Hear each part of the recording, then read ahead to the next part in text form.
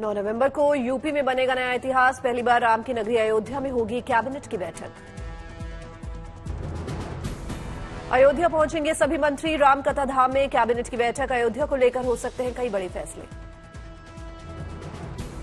11 नवंबर को अयोध्या में होगा दीपोत्सव और 22 जनवरी को रामलला की प्राण प्रतिष्ठा के मद्देनजर कैबिनेट बैठक बेहद अहम।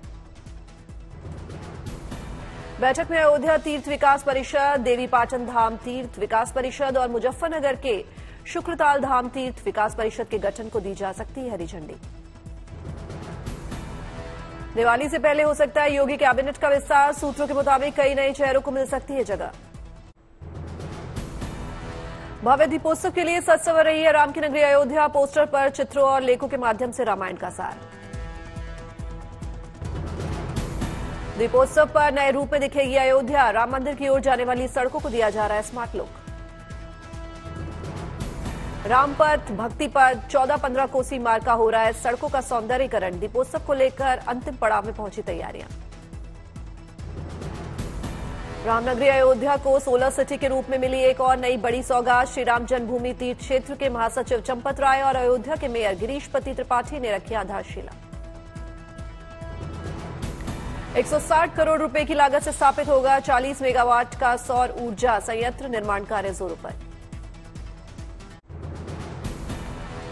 बिहार में सड़क हादसों में युवाओं की मौत पर एडीजी ट्रैफिक ने जताई चिंता। एनएचएआई पर जगह चिन्हित पर एडवांस ट्रैफिक मैनेजमेंट सिस्टम लगाने का किया ऐलान।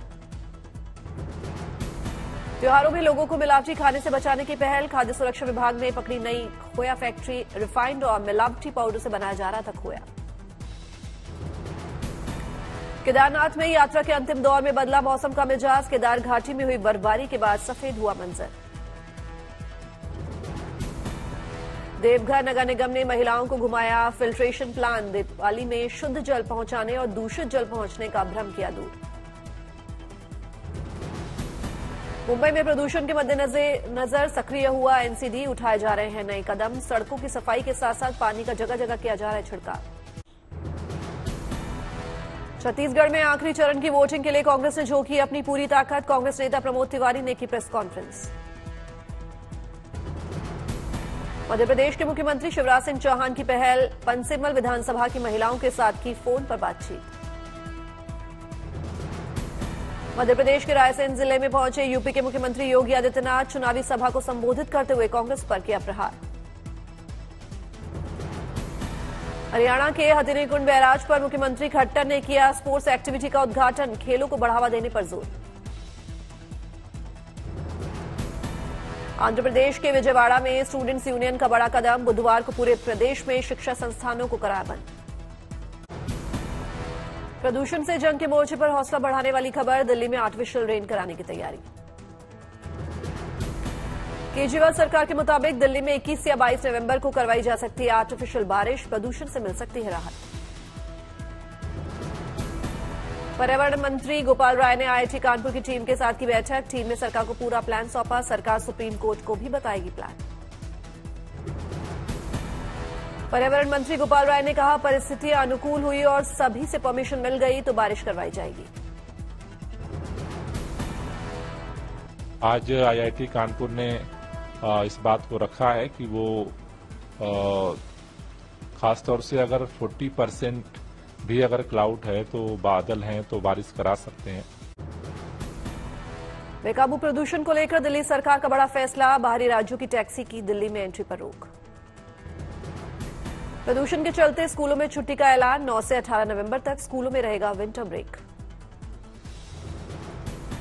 दिसंबर से जनवरी में होने वाली छुट्टियां अभी दी गई ताकि बच्चों की पढ़ाई का नुकसान न हो। दिल्ली में ऑड इवन की फाइल सुप्रीम कोर्ट के आदेश के बाद एलजी को भेजी जाएगी। पर्यावरण मंत्री गोपाल राय ने दी जानकारी। पराली जलाने मामले में नेशनल ग्रीन ट्रिब्यूनल ने पंजाब सरकार को लगाई फटकार। कहा आपने पिछले 24 घंटों में क्या किया।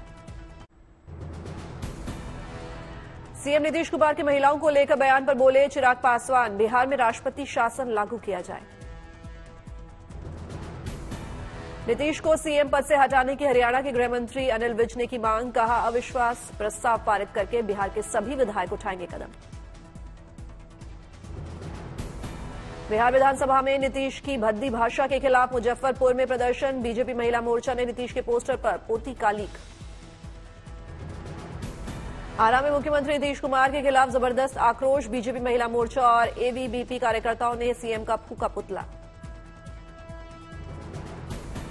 बिहार के मुजफ्फरपुर में सीएम नीतीश के खिलाफ शिकायत दर्ज। कोर्ट में 25 नवंबर को होगी सुनवाई। विधानसभा में दिए गए आपत्तिजनक बयान को लेकर बिहार के सीएम नीतीश कुमार का यू टर्न। सदन के अंदर और बाहर मांगी माफी।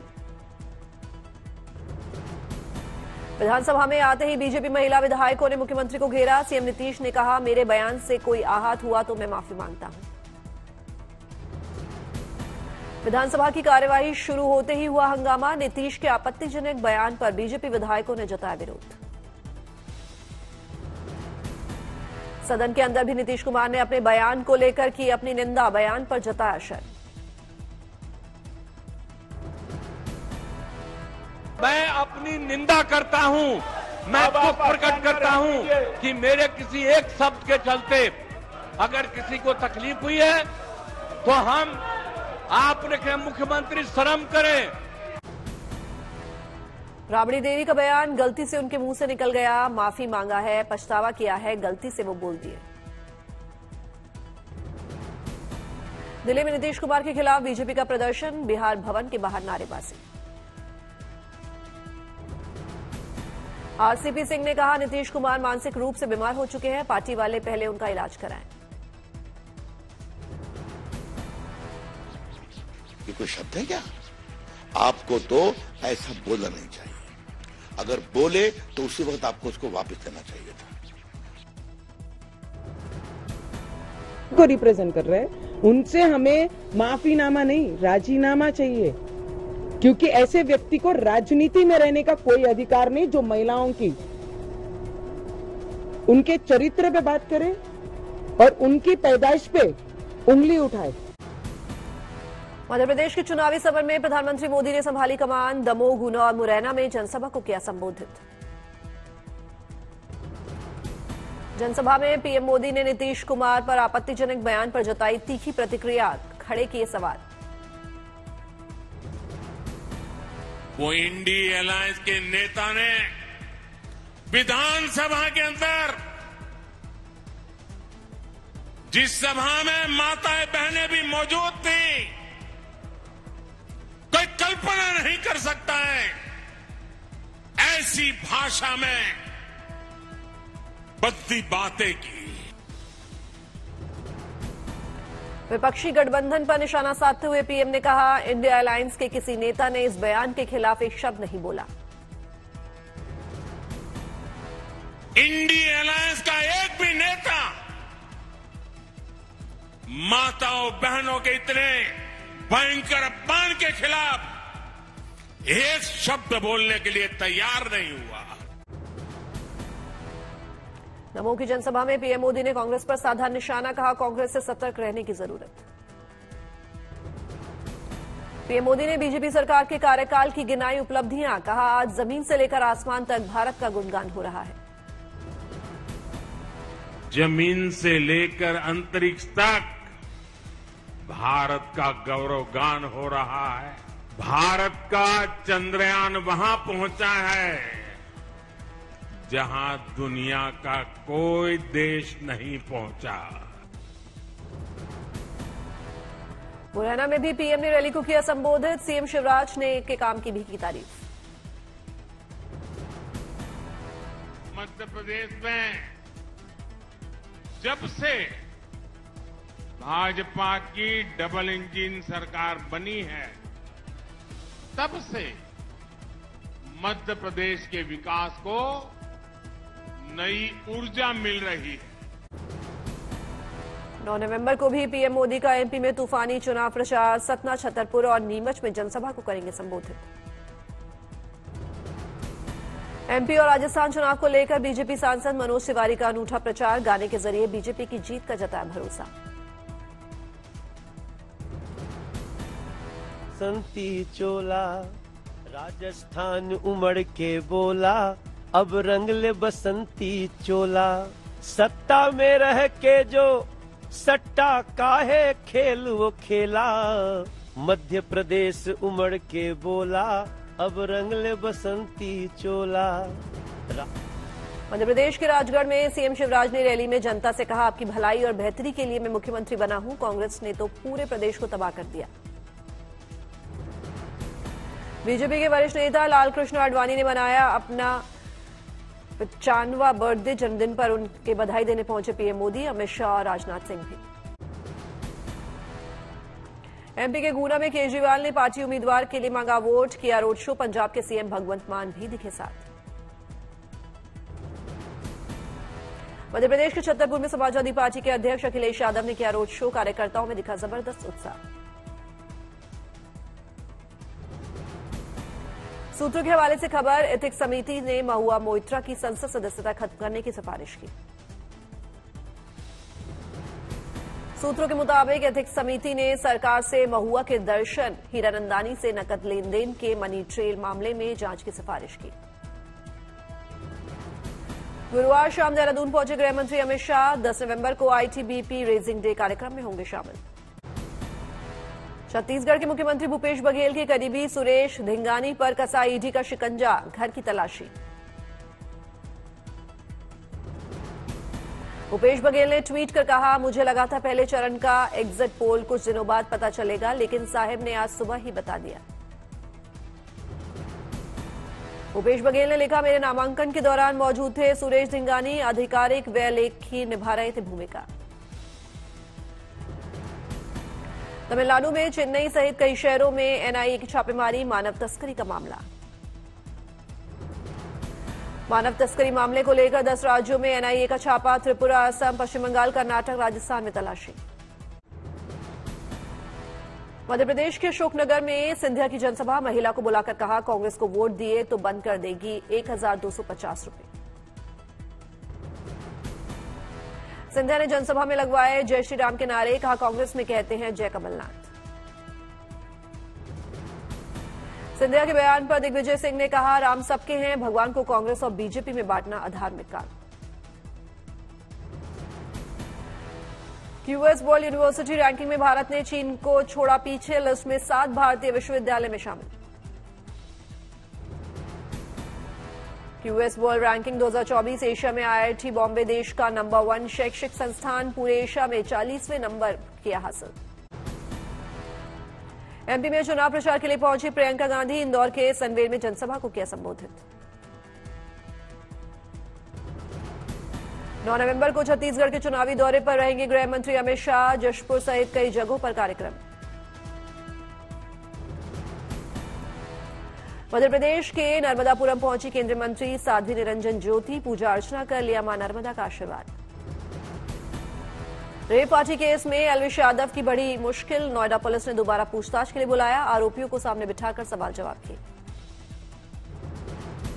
राजधानी दिल्ली में 1000 जगह पर की जाएगी छठ पूजा, तैयारियां शुरू, पर्यावरण मंत्री गोपाल राय ने दी जानकारी। बद्रीनाथ धाम पहुंची राष्ट्रपति द्रौपदी मुर्मू, पूजा अर्चना कर लिया बद्री विशाल का आशीर्वाद, मंदिर समिति के पदाधिकारियों और सीएम धामी ने किया स्वागत। राष्ट्रपति द्रौपदी मुर्मू को भेंट किया गया बद्री विशाल का प्रसाद और अंग वस्त्र, बद्रीनाथ धाम की सुंदरता देख हुई अभिभूत राष्ट्रपति। मुंबई में दिव्यांग बच्चों के लिए पहला स्पेशल प्ले एरिया और पार्क, दिव्यांग बच्चों के लिए बनाए गए स्पेशल राइड्स। व्हीलचेयर पर आने वाले दिव्यांग बच्चे भी उठा सकेंगे झूले का आनंद, स्पेशल डिजाइन किए गए हैं झूलों में, बच्चों की सुरक्षा का भी रखा गया है खास ख्याल।